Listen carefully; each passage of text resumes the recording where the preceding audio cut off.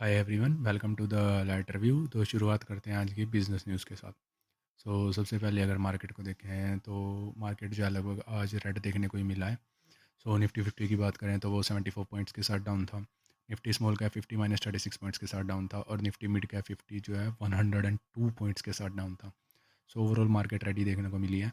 और जो अगर टॉप 4 गेनिंग स्टॉक्स की बात करें तो वो है Bharat electric, Trent, Shriram finance and ITC. और टॉप 4 लूजिंग स्टॉक्स की बात करें तो वो है M, Reliance, Infosys and Apollo hospitals. And इन्होंने कोरस्पॉन्डिंग कितना गेन किया है और कितना लॉस किया है, that you can see on the screen. And this was the data as on 29 August 2025, that is Friday. अब आगे बढ़ते हैं भाई। तो सबसे पहली न्यूज़ है रिलायंस की तरफ से। अभी क्या है, रिलायंस की 48th एनुअल जनरल मीटिंग हुई थी जिसमें मुकेश अंबानी जी ने क्या किया था, उन्होंने ऑफिशियली अनाउंस किया था कि भाई रिलायंस जो है ये पब्लिक जाएगा 2026 के फर्स्ट हाफ में। तो ये जो है अब तक की इंडिया की सबसे लार्जेस्ट आईपीओ होने वाली है। ठीक है, मतलब अगर देखें तो मिड 2026 तक इनकी आईपीओ आ जाएगी। तो और रिलायंस ने ये भी अनाउंस किया है कि ये एक नई एआई सब्सिडरी बना रहे हैं जो कि है रिलायंस इंटेलिजेंस। और ये मेटा के साथ कोलैबोरेट करके बना रहे हैं। ठीक है, जिसमें 70% स्टेक रिलायंस इंडस्ट्रीज़ का रहेगा, 30% मेटा का रहेगा। और इसमें इनको सपोर्ट गूगल कर रहा है। और ये मतलब एआई इंफ्रास्ट्रक्चर और टूल्स बनाना चाहते हैं इंडियन बिजनेसिस के लिए। और मतलब अंबानी जी ने ये भी अनाउंस किया है कि वो रिलायंस का जो एबिटा है उसे डबल करना चाहते हैं 2027 तक। मतलब उसमें वो डबल कैसे करना चाहते हैं, मतलब वो जो है न्यू एनर्जी बिजनेसेस लॉन्च कर रहे हैं उनको जो वो एलिवेट करके मैच करना चाहते हैं जो उनके ट्रेडिशनल ऑयल और केमिकल सेगमेंट है उसके लेवल का। ठीक है, और जो रिलायंस की फिलेंथ्रोपी काम है जो कि नीता अंबानी जी लीड कर रहे हैं। ठीक है, इन्होंने जीवन एक्सटेंशन लॉन्च किया है रिलायंस फाउंडेशन हॉस्पिटल में, जहाँ ये इम्पैक्ट करना चाहते हैं मिलियंस ऑफ लाइफ्स को 2035 तक अपने health care, education, women empowerment और सस्टेनेबिलिटी प्रोजेक्ट्स के थ्रू। मतलब एक बात ये देखो कि इनके इन एम्बिशियस अनाउंसमेंट्स के बावजूद भी जो रिलायंस इंडस्ट्रीज़ का शेयर प्राइस है 1 ईयर अबाउट 2% तक ड्रॉप हुआ है बीएससी पे इस एजीएम डे की अनाउंसमेंट पे। अब आगे बढ़ते हैं भाई। तो आगे अगर हम बात करें तो जो डिफेंस टेक स्टार्टअप है new space research and technologist NRT, उन्होंने अनाउंस किया है कि भाई वो 115 करोड़ रेज करने वाले हैं। ठीक है, जो कि होता है नियर अबाउट $13.3 मिलियन। मतलब ये फंडिंग जो है इसे लेड करेंगे जो लैंड लीज कंपनी इंडिया, जो कि 13 करोड़ रेज देंगे। ठीक है, और बाकी जो एंजल इन्वेस्टर्स है जैसे कि अहमद नलवाला, AR इन्वेस्टमेंट्स, ये 10 करोड़ ईच देंगे। बाकी NK trust 7 crore, wheel investment 5 crore and Gauri Khan family trust 2 crore, और बाकी 32 अदर एंजल इन्वेस्टर्स और इंस्टीट्यूशनल इन्वेस्टर्स हैं। मतलब ये इसे अपने ऑपरेशंस के अंदर वर्किंग कैपिटल की तरह यूज़ करेंगे और अपनी एक्सपेंशन के लिए। ठीक है, अगर हम देखें तो ये न्यू स्पेस जो है ये फाउंड हुआ था 2019 में। और ये जो है ये स्पेशलाइज करते हैं एडवांस्ड अनटैम सिस्टम्स में और ड्रोन्स में, जो कि सर्विलियंस और लॉजिस्टिक्स में यूज़ होते हैं और कम्युनिकेशंस में बाय बोथ मिलिट्री और सिविलियन क्लाइंट्स। और इसमें बहुत गवर्नमेंट एजेंसीज भी इंक्लूडेड हैं। ठीक है, और कंपनी ने नियर अबाउट अब तक $80 मिलियन रेज किया टिल डेट। और इनका रेवेन्यू अगर हम देखें तो ये 103 करोड़ था FY23 में, और ये 96.25 लाख रह गया 2024 में। यानी कि near about loss of 62 crore during the latest physical year. मतलब ये भी बहुत ज़्यादा, बहुत ही ज़्यादा लॉस है। अब आगे बढ़ते हैं भाई। आगे अगर हम देखें जो को फाउंडर थे प्रशांत पित्ती, ईज माई ट्रिप किया, उन्होंने स्टेप डाउन कर दिया है from the role of the managing director. ठीक है, मतलब उनका कहना ये है कि अब वो फोकस करना चाहते हैं स्टार्टअप्स को मेंटर वगैरह करने में, और वो कंटिन्यू करेंगे as a promoter and shareholder. और जो बोर्ड हैं इन्होंने निशांत पित्ती को, जो कि प्रीवियसली CEO थे, उन्हें चेयरमैन और मैनेजिंग डायरेक्टर की तरह अपॉइंट कर दिया। ठीक है, और ये मतलब अगर हम देखें तो ये लीडरशिप शफल इसलिए आया है क्योंकि अगर हम Q1 में इनका बैकड्रॉप हुआ है FY25 के, इनका रेवेन्यू 25.5% से ईयर ऑन ईयर ड्रॉप हुआ है टू 114 करोड़। ठीक है, अब आगे बढ़ते हैं भाई। तो अगली न्यूज़ है कि भाई जो एक KKR बैक्ड लॉजिस्टिक्स प्लेटफॉर्म है लीप इंडिया, मतलब ये जो है अपना IPO लाने वाले हैं जिसके थ्रू ये 2400 करोड़ रेज करने वाले हैं। इसमें 400 करोड़ की फ्रेश इक्विटी इश्यूएंस होगी और OFS होगा नियर अबाउट 2000 करोड़ का, जो कि लेड करेंगे KKR के एफिलेट वर्टिकल होल्डिंग्स टू। ठीक है, और ये फंड्स जो है इसमें ये यूज़ करेंगे अपना डेट रीपे करने के लिए, जो कि नियर अबाउट 300 करोड़ का है। और बाकी सब ये उसी में अपने जनरल कैपिटल में यूज़ करेंगे। ठीक है, और जनरल कॉर्पोरेट पर्पसेस के लिए। अगर हम देखें FY 2024 25 में लीप इंडिया ने 28% ईयर ऑन ईयर ग्रोथ दिखाया अपने रेवेन्यू में टू अप्रोक्सीमेटली 466 करोड़, और इनका प्रॉफिट टैक्स जो है वो नियर अबाउट 37.5 करोड़ रहा है। ठीक है, अब आगे बढ़ते हैं भाई। तो अगली न्यूज़ है कि भी जो कर्नाटका हाई कोर्ट है उन्होंने यूनियन गवर्नमेंट को नोटिस इशू किया है, किसके अगेंस्ट, क्योंकि जो हेड डिजिटल वर्क्स है जो कि A23 का ऑपरेटर है, उन्होंने कोर्ट में प्ली किया है जो ऑनलाइन गेमिंग बिल था उसके उसके थ्रू। ठीक है, उसके लिए मतलब उन्होंने क्या कहा है कि भाई ये एक्ट जो है ये एक ब्लैंकेट बैन कर रहा है पूरे उसके ऊपर। उन्होंने कोर्ट को वार्न किया है कि भाई इस लॉ से मैसिव जॉब लॉस होगा। ठीक है, इन्वेस्टमेंट डिस्ट्रक्शन होगी गेमिंग सेक्टर में। और जो हाई कोर्ट जो कि अभी हेड कर रहे हैं कर्नाटका की जस्टिस BM श्याम प्रसाद, उन्होंने क्या कहा है, उन्होंने गवर्नमेंट को टाइम दिया कि भी इस चीज़ का रिप्लाई करो। ठीक है, फर्दर हियरिंग्स जो है सितंबर 8 को होने वाली है। ठीक है, जिसमें मतलब ये आर्गूमेंट्स वगैरह होंगी कि भी इस लो पे स्टे लिया जाए, होगा या नहीं होगा, मतलब इस लो पे देखते हैं क्या होगा इसके अंदर। ठीक है, मतलब अगर हम देखें तो जो बाकी दूसरे प्लेटफॉर्म्स है, Dream11 गेम क्राफ्ट्स MPL, मतलब मोस्टली तो हर कोई पिवट कर रहा है। Dream11 तो ने तो कर भी लिया है। ठीक है, लेकिन सिर्फ A23 जो है इन्होंने इसके अगेंस्ट प्ली किया है। अब देखते हैं क्या होगा भाई। मुझे तो नहीं लगता भाई कि अब ये मतलब स्टे मिलेगा इस ऑर्डर के ऊपर, नहीं। अब आगे बढ़ते हैं भाई। तो आगे देखें कि भी जो सुपर डॉट मनी है, जब वो जुलाई 2024 में लॉन्च हुआ था तब उनके पास 2.5 मिलियन से उन्होंने 250 मिलियन मंथली UPI ट्रांजेक्शन्स तक स्केल कर लिया है सिर्फ एक साल के अंदर, जिसमें 100 यूज़र टच पॉइंट्स है पर मंथ।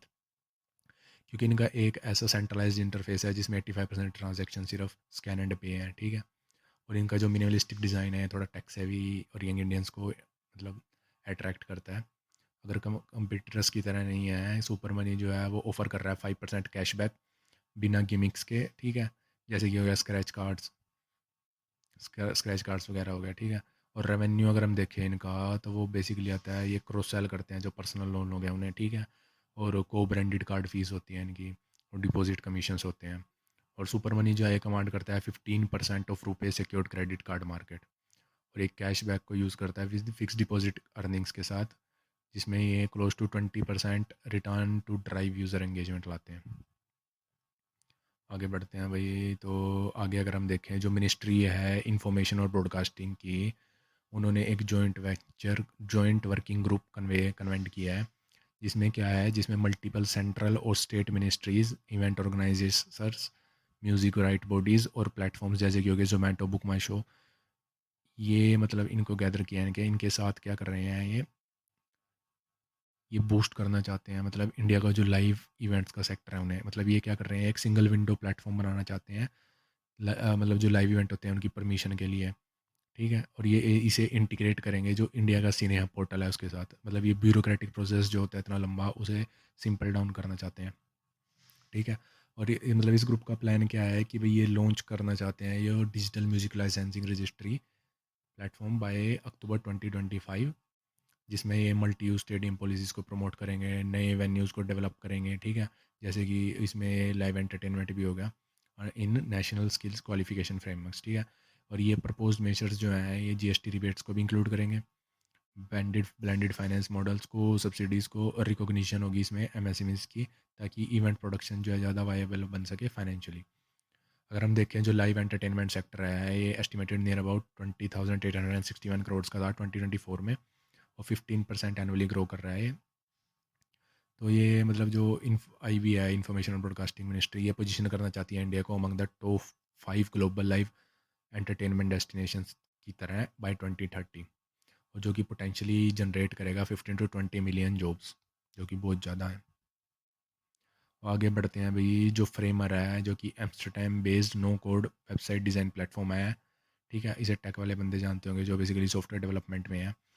ठीक है, इन्होंने 100 मिलियन सीरीज डी में रेज़ किया है, जिससे इनकी वैल्यूएशन जो है वो 2 बिलियन को टच कर गई है। मतलब ठीक है, मतलब इन्वेस्टर्स का बहुत ज़्यादा कॉन्फिडेंस था इसके टूल के अंदर, इसलिए ये फंडिंग जो है को लेड करी है जो मेरिटेक कैपिटल है और एटोमिको ने। ठीक है, और ये 2015 में फाइंड आउट हुई थी कंपनी फ्रेमर, जो कि एक्स मेटा एम्प्लॉयज़ कोएन बोक और जोन वैन डिस्क ने फाइंड करी थी। इनकी अगर साइट की बात करें तो इन पे near about 5 lakh monthly active users हैं, और ये क्लाइंट्स हो गए जैसे कि स्केल है, AI, Perplexity, Miro, Bilt Rewards, इन सब को सर्व करते हैं, और इनका प्लान है कि ये फर्दर एक्सपेंड करना चाहते हैं। अगर फ्रेमर जो है, अगर देखें हम इसे, तो ये अपने कंपटीटर से डिस्टिंग्विश करने के लिए खुद को एक dynamic enterprise grade website capabilities offer करता है, जैसे कि CMS हो गया, A B testing, analytics, security और नो कम्पीट। और इसका कोई भी ना हो, अब ये कम्पीट कर रहा है डायरेक्टली फिग्मा के साथ प्रोफेशनल डिज़ाइन स्पेस में। अब आगे बढ़ते हैं भाई, तो आगे अगर हम देखें तो जो ग्रो की पेरेंट कंपनी है, बिलियन ब्रेन गैरेज वेंचर्स, उनको ग्रीन लाइट मिल गई है सेबी की तरफ से कि भी वो अपना IPO लॉन्च कर सकते हैं, जिसमें वो टारगेट कर रहे हैं कि वो रेज़ करेंगे near about $700 million to $1 billion, जिससे अगर हम देखें तो ग्रो की IPO जो है वो नियर अबाउट $7 to $8 billion को टच कर जाएगी। ये अब तक की लार्जेस्ट फिनटेक लिस्टिंग होगी इंडिया में। अगर हम देखें इसके अंदर ये ऑफ़र करेंगे फ्रेश इक्विटी और ऑफ़र टू सेल, ठीक है।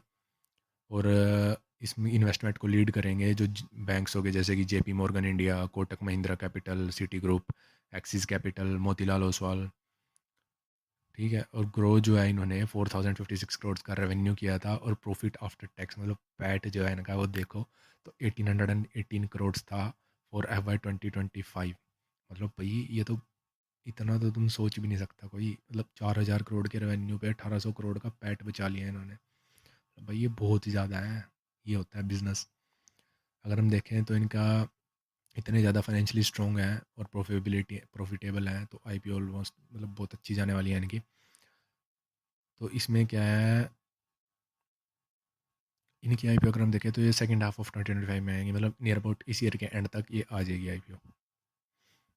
अगर हम आगे बढ़ें तो वही जो रिलायंस इंडस्ट्रीज़ हैं और मेटा है, इन्होंने क्या किया है, एक जॉइंट वेंचर अनाउंस किया है कि भी अभी एक जॉइंट वेंचर बनाएंगे, जिसमें क्या करेंगे, ये enterprise guessed artificial intelligence solution बनाएंगे इंडियन बिजनेसिस के लिए, मेटा के ओपन सोर्स एलामा मॉडल्स को यूज़ करके। और ये जॉइंट वेंचर जो है ये बैक किया इस जॉइंट वेंचर को अपफ्रंट कैपिटल ने, जिसमें नियर अबाउट उन्होंने $100 million यानी कि 855 करोड़ की कमिटमेंट दी है।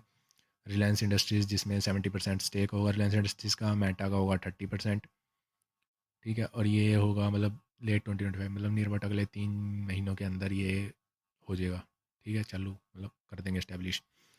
और ये वेंचर जो है मतलब ये क्या करेंगे, ये ऑफ़र करेंगे एक मतलब कॉम्प्रिहेंसिव सिक्योर्ड AI प्लेटफॉर्म, मतलब जिसमें क्या होगा, बिजनेसेस जो हैं मतलब वो कस्टमाइज़ भी कर पाएंगे, डिप्लॉय भी कर पाएंगे और मैनेज भी कर पाएंगे एलामा बेस्ड जनरेटिव AI मॉडल्स, जो उनके बिजनेसेस के यूज़ केसेस होते हैं उसके अंदर, जैसे कि मार्केटिंग के अंदर, IT के अंदर, कस्टमर सर्विस के अंदर और फाइनेंस के अंदर। मतलब ये देखो इसमें क्या हो रहा है, मेटा की AI टेक्नोलॉजी का यूज़ हो रहा है, रिलायंस का इंफ्रास्ट्रक्चर और जियो की कनेक्टिविटी।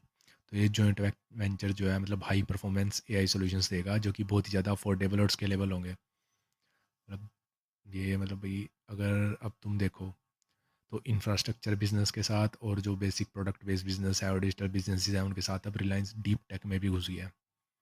और रिलायंस की इंडस्ट्रीज़ का देखें तो ये हर चीज़ बहुत मतलब चीप प्राइस पे मार्केट में एंटर करते हैं और सारा कंपटीशन ख़त्म। देखते हैं भाई कैसा रहने वाला है इनका ये जो जॉइंट वेंचर है वो। मतलब इसमें इन दोनों कंपनीज़ का विज़न ये है, मेटा का और रिलायंस इंडस्ट्रीज़ का, ये इंडिया के अंदर जो AI है उसे डेमोक्रेटाइज करना चाहते हैं, ताकि ये छोटे से छोटे स्टार्टअप से लेके लार्ज एंटरप्राइज तक हर चीज़ को, हर कंपनी को एम्पावर कर सके उनके advance ready to use AI tools के साथ। जिसमें मतलब इनका विजन ये है कि इंडिया को एज अ पोटेंशियल हब बनाना चाहते हैं ये सोवरन एंटरप्राइज AI इंफ्रास्ट्रक्चर के लिए। अब आगे बढ़ते हैं भाई। So thank you, that's it for today and hope you like the video. और अगर डेली ऐसे बिजनेस न्यूज़ देखना चाहते हो तो प्लीज़ चैनल को सब्सक्राइब कर देना और शेयर भी कर देना। सो कल मिलते हैं।